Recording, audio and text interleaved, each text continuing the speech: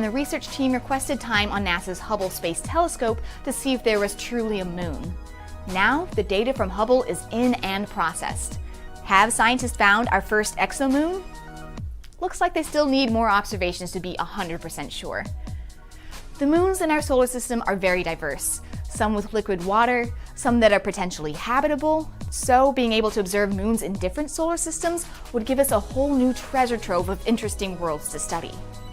The team of astronomers from Columbia University sifted through data from 284 Kepler measurements of transiting exoplanets.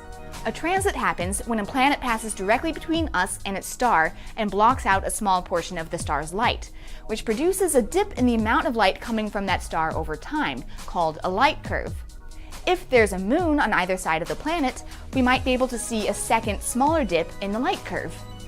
Making transit measurements and processing the data into a light curve can be very tricky though, so scientists need to observe multiple transits in order to get convincing evidence of an exoplanet or an exomoon.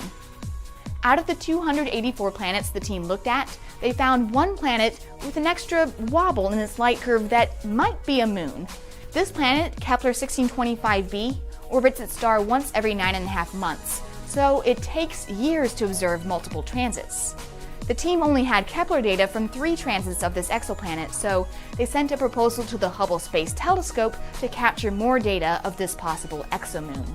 Hubble can measure light curves much more precisely than Kepler, so Hubble can more definitively confirm or disprove the existence of this exomoon once it gets multiple transits.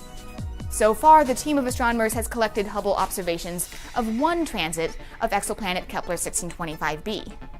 Hubble measured the light coming from the star over a period of 40 hours. About 7 hours into the observation, the planet started its transit, which was about an hour earlier than predicted. A tantalizing piece of evidence that the planet has a large moon, because a moon would cause the planet to wobble in its orbit. The planet transited across the face of its star for 19 hours, as expected. Then, about 3.5 hours later, a second, smaller dip in the light curve started.